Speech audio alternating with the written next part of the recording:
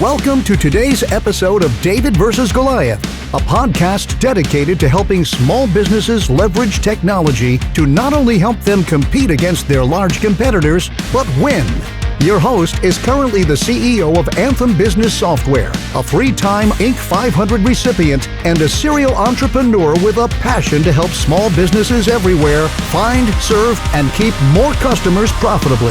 Please join me in welcoming your host, Adam DeGraide. Hey everyone, it's Adam DeGraide here with another exciting episode of David Vs Goliath. So glad to have you guys here. It's going to be a great day today. I have one of the coolest guys in the world. This guy goes 0 to 320 miles an hour back down to 0 in under 5 seconds. That's right. I'm talking about the vice president of Tasca Automotive Group, Bob Tasca III. Bob, give everyone a thumbs up. Great to see you here. Thanks for joining me today.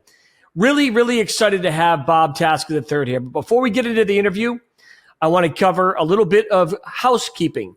Number one, you can visit us today at David Vs Goliath Podcast.com. There you can subscribe to the podcast and also apply to be on the podcast. And that is very important, by the way. You can also watch us on YouTube. You can listen to us on Spotify, Apple, or any one of your favorite podcast applications. And if you like the show, please subscribe so you can be kept up to date on the latest episodes. This is going to be so exciting today. Bob Tasca, welcome to David Vs Goliath Podcast. Excellent. Always nice to see you, Adam.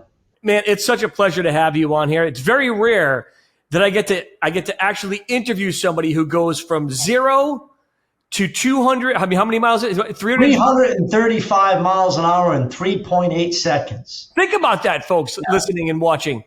My gosh, I can't even imagine. We're going to definitely talk about your professional drag racing career a little bit towards the end. But at David Vs Goliath, Bob, we love helping small businesses compete with their big giants and win. And I thought it would be awesome to have you on because throughout my life, watching the Tasca Automotive Group grow, from a single dealership to what it is now, it truly is a David versus Goliath story where now you're one of the Goliaths in the industry and you're looked up to by, for so because your grandfather did such an amazing job, you guys have done an even better job. This is so powerful for people to realize that you can start small, but you can end up big, and the vision continues even today. Tell the folks who are watching and listening, Tasca Automotive Group's beginning, a little bit about the history behind it and why your family has been able to be so successful in it for so long. Well, sure. Well, hey, listen, my grandfather started everything back in the 60s. I wasn't even born. I don't even think I was thought of back then. But, he started as a single point Ford store. And my grandfather always used to say he was a mega mini. He was a single point dealer, but he acted like a big dealer. I mean, they did big business, very successful group. Then he grew to a Lincoln Mercury store, actually sold the Ford store back to Ford and bought Lincoln Mercury, which was brand new at the time. And my father and my two uncles were getting involved, and he didn't want to be in the big Ford store. He wanted a new challenge. My grandfather was all about challenges. Yep. And started Lincoln Mercury in the early 70s.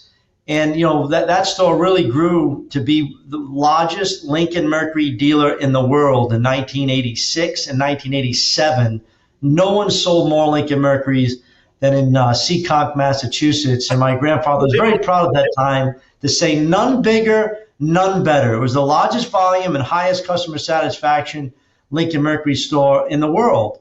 And about that time, I was getting through high school and college and, got to this, our family, grew up in the business. I was always at the dealership as a kid. And there was I think 5 Tascas in a 14,000 square foot building. And we were bouncing off each other in that place. And, we kind of at that point realized that if we were going to, stay together as a family and grow our family, we needed to grow our business. And we started to do that. We actually bought back his original Ford store in East Providence, Rhode Island, as I was coming out of college. And we just kept, we kept growing, and we kind of reached a plateau to a certain point, in the early 2000s. And then my brother and my cousin, David Tasca Jr. and Carl Tasca Jr. and my sister started getting involved. And, we kind of hit the throttle again, and now I think I've lost count. I think we're 15 rooftops in Illinois, Florida, throughout Florida, Connecticut, Massachusetts, and Rhode Island, and still growing. And we're very fortunate. We got an unbelievably dedicated group of men and women. It always, always, always comes down to people and process. As you scale a business and grow a business, you need, the easiest thing to do is buy businesses. Running them is much more challenging, and we're just very fortunate. We got great processes and great people, and we'll continue to grow. Folks, when you think about that, a single Ford location sold it to kind of Lincoln Mercury at the time. I remember the early days, watching your grandfather on TV commercials, and he always had this slogan that was awesome. He basically said, "You will be satisfied." And he actually wrote a book called "You Will Be Satisfied." Yeah. And I've taken that whole principle even into my businesses, Bob, a little bit. Tell people about what did he mean by that? Did he really mean that? He actually had a saying. He took it one step further. You will be satisfied. We'll either fix it, replace it, or burn it. Bring the matches. And that's his mentality. He did whatever it took to satisfy the customer, as we do today. He empowered at the very lowest level in the company to take care of the customer, because that is the secret. The further up the chain the customer goes, the more expensive it is to solve the problem. And it was his cornerstone. And today, many years later, it's still our cornerstone. You're still using the slogan to this day. Think about it's everywhere. Think about how proud he would be right now. You've seen us, two goofy guys on a podcast here talking to each other. And I just know he's smiling down at you guys and is so grateful and just so happy that you guys have been so successful. Now, this doesn't happen on accident, by the way. I think a lot of people, especially listening to this podcast, Bob, they're small entrepreneurs and small businesses, relatively under 500 employees typically, that listen to David Vs Goliath Podcast. But they're always looking for ways to grow and things to think about. And one of the things I talk to them about are the 5 smooth stones that every business has to have. And the first one is plans with goals. The second one you've alluded to already, people. The third is tools. The fourth is the process your people use the tools to hit the plans and goals. And then the fifth is courage. So starting off with plans and goals, thinking back to the early conversations you had with your grandfather and your dad and your uncles and all of you guys sitting in a room, I know you plan. This doesn't happen on accident. Give a little window of insight from the early stages of what it was like to be in meetings with the Tasca to what you even do now. Do you plan? Do you have specific goals, and do you hold people accountable to it? It's a great point. I get an opportunity to speak to about 30,000 high schoolers a year, and it's funny that you say plans with goals. I use the term goals with plans. A goal without a plan is a wish. Mm-hmm. And I don't like to wake up in the morning and wish things are going to happen. I like to wake up and make things happen. Mm-hmm. And a goal without a plan, you're going nowhere. So you have to have, in my opinion, a couple goals. I tell people five's too many and 1's not enough. You need, 2 or 3 or 4 goals that you wake up each and every day chasing with a plan. How are you going to get there? What are your backup plans? You need to think through all of those processes, and then you need to go out there and do it and use a word called accountability. See, I think accountability is that really doesn't tell it all. It's consistent accountability is what really is the game changer, in my opinion. Anybody can be accountable for a day. Yeah. Show me someone that can do it for a month, a quarter, a year, consistently, holding their team accountable to what I consider realistic expectations. You can't ask someone to score 80 points in a basketball game, right? No. So it's going to be realistic. You're going to have good processes, and then you're going to hold them accountable to the results that you expect. And what I use a phrase, Adam, my number one responsibility in our company is to put our team in a position to win. In a position to win. You can't win it, right? The coach, Belichick, as good as he may be, he's not going to go out and win every football game. He's going to put his team. We saw that the other day.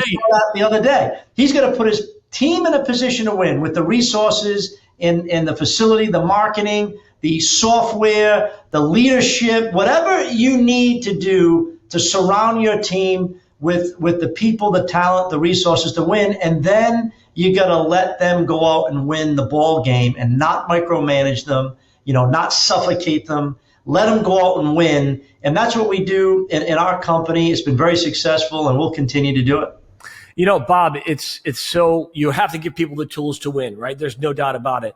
But when you think back, like one of the things I remember early on when I wowould visit you at the dealership, you would be coming out of meetings. You have regular meetings with your team, right? This isn't something that you just, you send out a memo saying, here's our plans and goals and good luck. I mean, no. You talk with your team on a regular basis to say, hey, what's working? What's not working? What can we adjust? What do you need? Tell people a little bit, give them a little window into, I don't know if it's Monday morning. Is it Monday morning? Is it Friday? So we call it mapping it, right? So we use the phrase map it. So what that means is that I want to have visual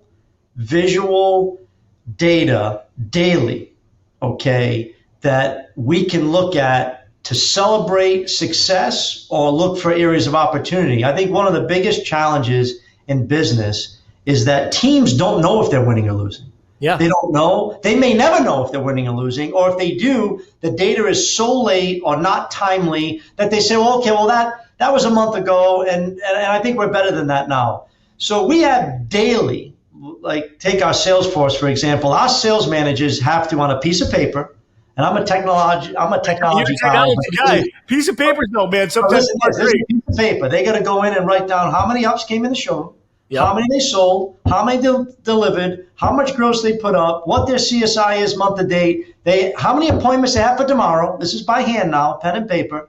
They have to initial it, okay, and then text it. Text that piece of paper to the entire Tasca family. Every single night, they have to do that.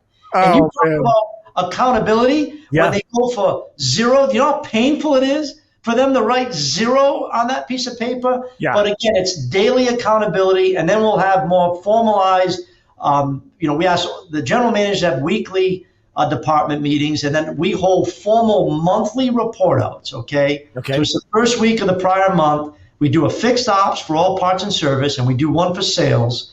And we take all of our stores and we rank them on the same set of metrics, month in and month out. And we go around the country really with our group. And the heroes, the top performing teams, man, they log into that call and they can't wait for the data to come out. And the poor performing teams happen to be at one of the stores right now that need a little boost, okay? Yeah. They dread it. They dread it, and it's incredible because I use a word, we create a culture that is toxic to poor performers. It's toxic.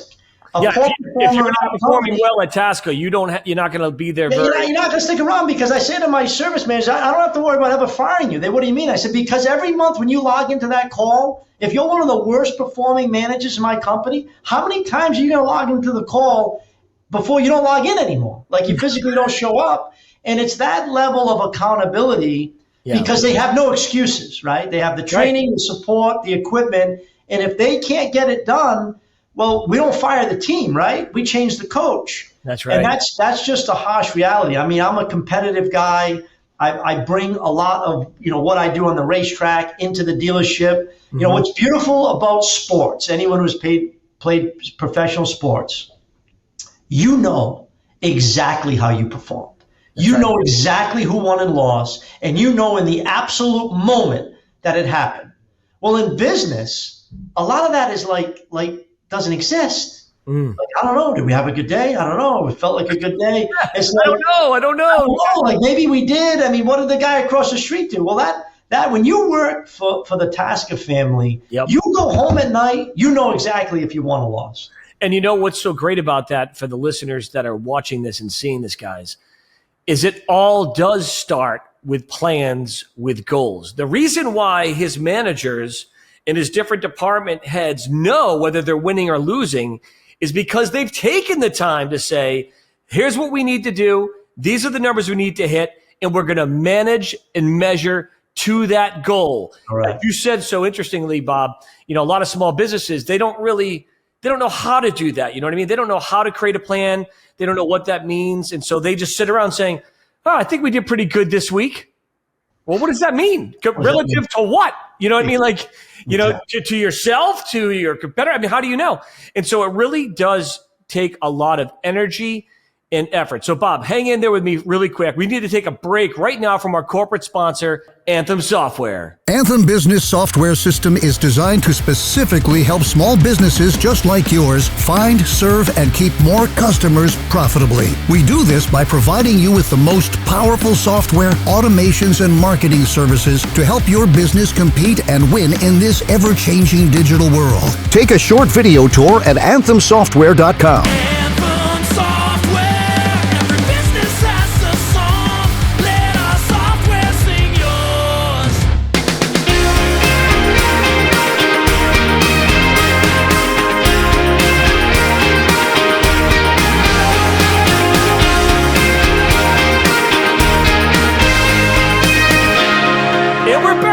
Bob Tasca. This is going so awesome, man. I am loving this interview because this is real, right? Like, if you want to work for the Tascas, you want to be a top performer, because we have plans and goals and we hold people accountable to them. And then we have monthly meetings where we go through those numbers. And if you're not at the top, you're always on the bottom. And how much longer can you be on the bottom before you just don't come to the call? And that leads me to, you don't want to have to be churning your staff all the time or churning your managers, right?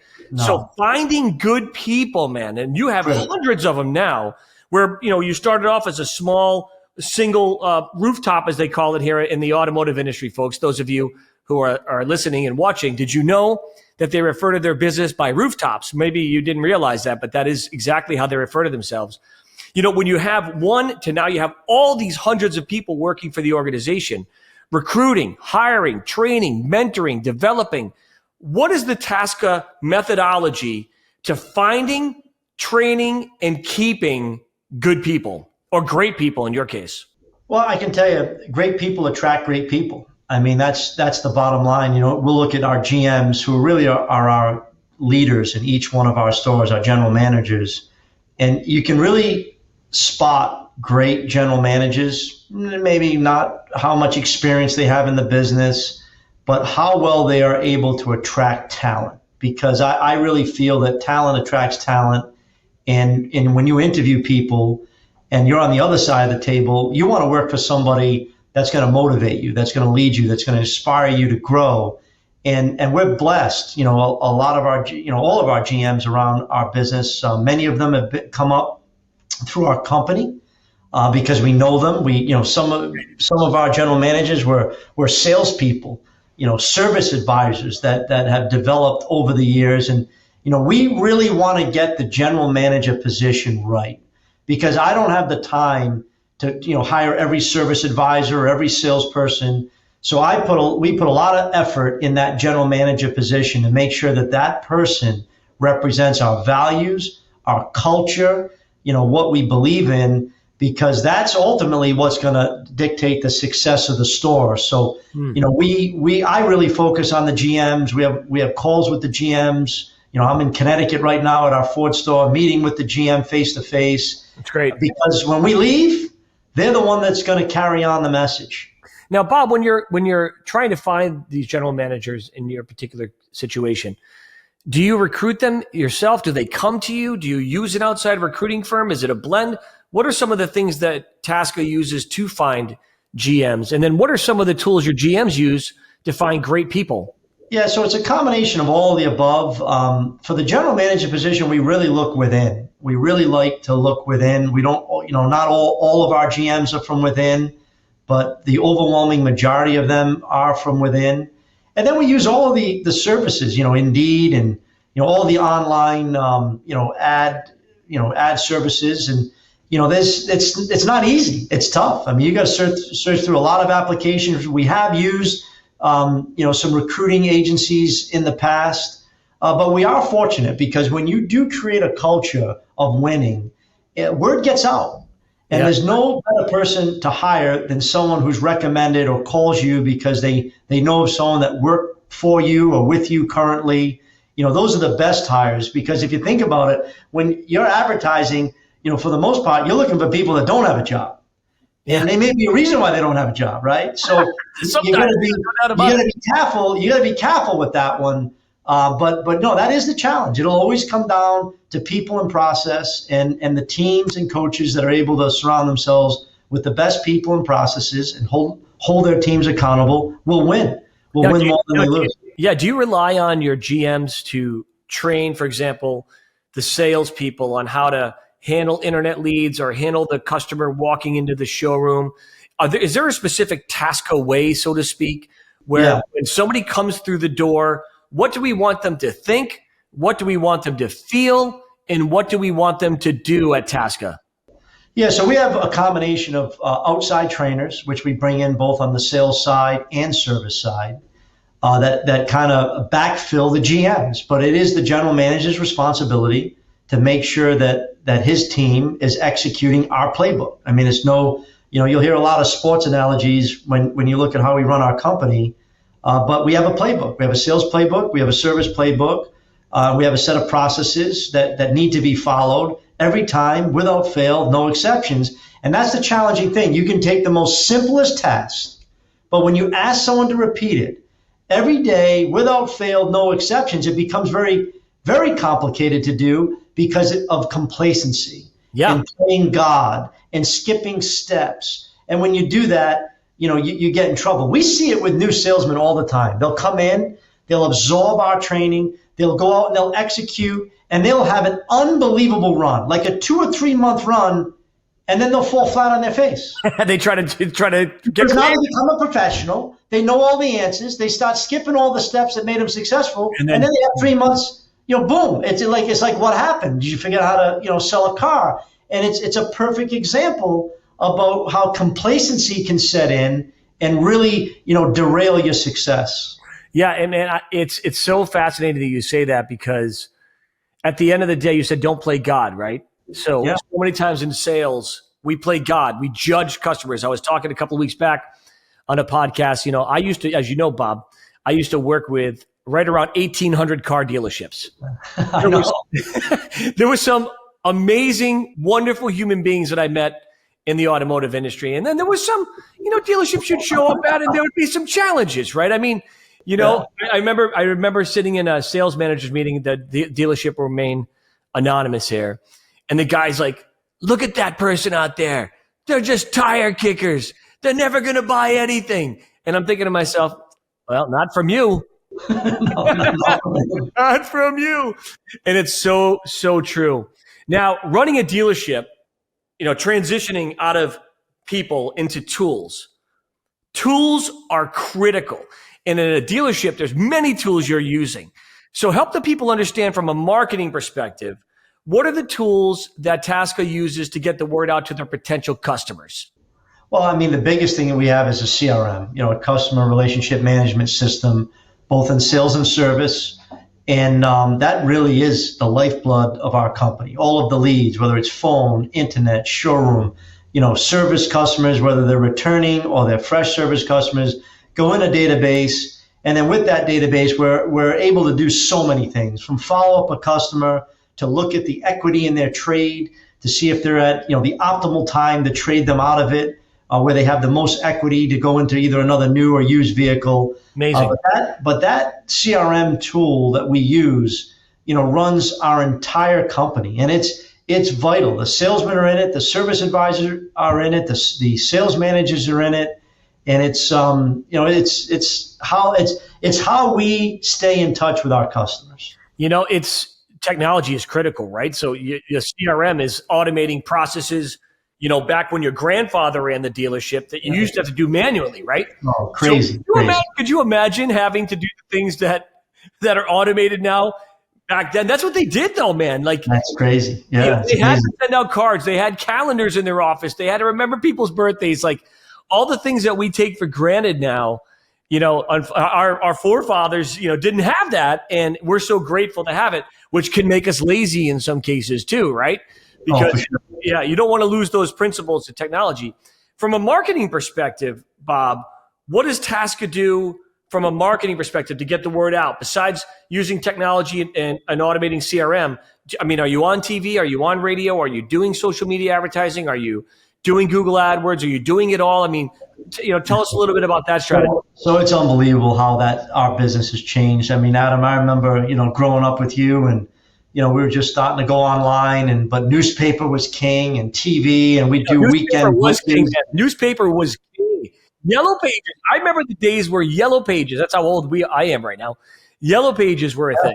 Yeah, no, it was crazy. So from then till now, I mean, we spend 95%, maybe more some months, to be honest with you, all electronic online. It's all digital advertising. And one of the things that I think we do better than the average group in our industry is we own Google. We have our own internal team that builds the campaigns, updates the campaigns, manages the keyword strategy. Weekly, I have a weekly report out on every single campaign, and we go big digitally. What I learned is you can't go big everywhere. It can't be big on radio, TV, newspaper, digital. It's just not enough money. Cost too much money. Yeah, so we go big digitally. We own it. We absolutely own it, and it's I feel a big competitive advantage. I mean, we'll literally buy a dealership, cancel all of their advertising, and they're like, huh? You're going to cancel all of our advertising? Like, panic. You're not going to do that. Panic. Yeah, it's like a panic. It's like, oh my God, I can't believe you're going to do this. You're going to put us out of business. And I'm like, no, don't worry. I said, you'll have more traffic in by the time we're done at the end of next week than you've ever had. Yeah. And it is true. So we're big digital advertisers. Yeah, you definitely are, man. And, I think, man, I remember back in the days, you guys were all over TV and radio and full page ads. Blow your brains out to spend all that money. Do you spend the same amount of money you used to per unit that you sell? Or have you seen that technology has allowed you to spend less per unit and have a more profitable outcome? Or is it just really, truly just a shift of dollars because the audience moved? Well, you ready for this? We actually make money in advertising now. Make a profit. And you say, well, wait a second, how could you make a profit in advertising? So we get advertising credits on every car that we buy. Oh, wow. So the factory gives us X number of dollars per car to go and spend on advertising. And we used to take that money plus a ton more. And that's what we did. We just come up with an advertising number. Now, at the end of the month, my advertising account is a negative. It's a profit. and it's unbelievable. I mean, we're just way more efficient with our spend, much smarter, much more targeted, which, technology allows you to do. And we sell more cars now than we ever have. That's amazing. So, Bob, hang out with me one more second. We got to take another break. You're listening to and watching probably the greatest single small business podcast in the world right now, David Vs Goliath, with your host, Adam DeGraide. Stay tuned. We'll be right back with Bob Tasca III. At King 16, our agency has done some exciting things over the years. We've designed and built amazing experiences for customers and launched several vehicles for Audi and Porsche. We've thrown extravagant parties inside whiskey distilleries and featured amazing products for brands like Ray-Ban and Fossil. We booked some incredible talent and designed cutting-edge stages for those performances. We even threw a red carpet gala in the middle of nowhere on a horse farm with hundreds of celebrities, which was difficult. I guess you could say we've done some amazing things for our brands and partners.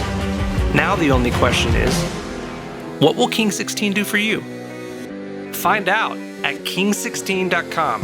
That's King, SIXTEEN.com.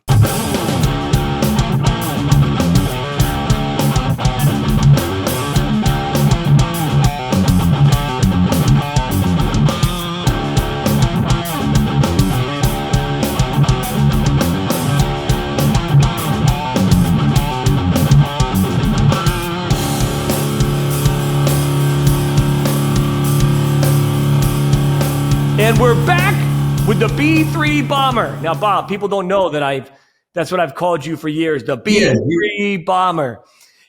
Listening to you and sharing these stories about, because I know that the crazy thing is, to the listeners and watchers, like, I've seen Tasca since I was a little child in New England. Bob and I became friends very, very young. Our dads are, to this day, dearest friends in the world. and we've watched each other succeed. We've worked together in the past on certain things. And to see the Tasca family go from you will be satisfied to spread that word, not just in Massachusetts and in Rhode Island, but now in Florida, you said in Illinois. Yep. Am I right? And Yes. I'm sure it's going to continue to grow. It's awesome. And you don't hear those stories. When you think about your dad, your grandfather going back to the first day where he said, I'm going to start my own dealership. He took the sword out in the battlefield and he started to slay that giant. And here you are now trying to grow it. Before we transition into process a little bit, I know that you have done some things in the dealership to add different business elements. For example, TascaParts.com. Tell people a little bit about your parts business, because I've been to the warehouse. I've seen what you set up. I've walked through your place where people are answering the phones, working the internet, working the leads. I don't think people realize this. It's a legitimate business within a business. Tell the listeners a little bit about your vision and how you're able to bring that to fruition. I think my grandfather, that of all the things that we're doing, if he was with us today, he would look at that and say, oh my God, you mean to tell me you're going to take this part, which a customer can go to one of 3,600 Ford dealerships and Chevy and all the other brands that we sell parts, and you're going to ship it to California and the person's going to buy it from you from Rhode Island?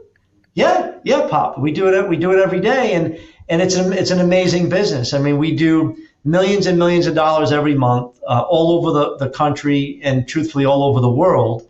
And it all started with, it was me and another gentleman in the parts department. And there was a bunch of parts, that, I don't know, I think we're going to throw them away. And we said, why don't we put them on eBay? Yeah, see what happens. And then see what happens. And then all of a sudden we sold a couple of them. And I said, wow. Then we started to sell a lot on eBay. And then we said, well, wait a second, why are we paying eBay all this money? Yes. Why don't we just set up our own site and we'll just promote our own site?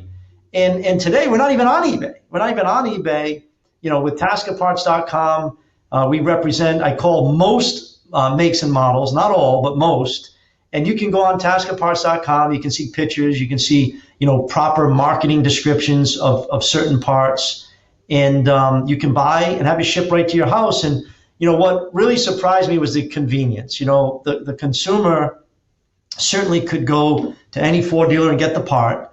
But the average dealer, not just Ford, I'm not singling them out, the average dealer doesn't make it easy. You go to the dealership, they don't have the part, they got to order it, they take your credit card number, you go home, then you come back and get it, and they got the wrong part, and then you go home, whereas you can go online, you can pick the part out you need in a very easy-to-use catalog and get it shipped right to your home. So again, when you're looking at building a business, starting a business, or growing a business, you got to find the area of constraint or disruption, that pain point is probably a good word to use, and figure out a way to make it less painful, easier for a customer to do business with you, and you can grow that. That's amazing. And we've done it very successfully with our parts business, and to this day, it's one of our fastest growing businesses. Do you still have the giant warehouse for all the parts? Yeah, we actually have two now, Adam. since you left, we have that warehouse. It's been too long since I've been up there. We have a separate warehouse just for the internet operation that does all the shipping. So we're shipping, 30 to 40,000 parts a month now all over the world. That is amazing. Bob, do you mind hanging on for a little bit longer, maybe doing a part 2 with me? Just keep the dialogue going. That would be awesome. Folks, I mean, seriously, when you think about this, a single point dealership in Seekonk, Massachusetts, to being one of the biggest automotive groups in the country, to being one of the largest online parts distributors and sellers. This is an amazing story. And you too can do it. Think about what I just said to you. Do you believe it? Because if you don't believe it, you're never going to be able to get to that point. When Bob went to his family and he said, you know what? I believe that we can sell parts online. They probably rolled their eyes at him. But boy, they're not rolling their eyes now because he said, I believe it. I can see it. And he didn't just think about it. He didn't just wish he was going to do it. He got out of bed and said, we're doing this thing. We're marching forward. We're going to take on that giant in the parts industry online and we're going to win. And that's what the David Vs Goliath podcast is all about. So stay tuned for part 2 next week with Bob Tasca III. I'm your host, Adam DeGraide, on David Vs Goliath. Have an awesome day. They pretend to know me. They pretend to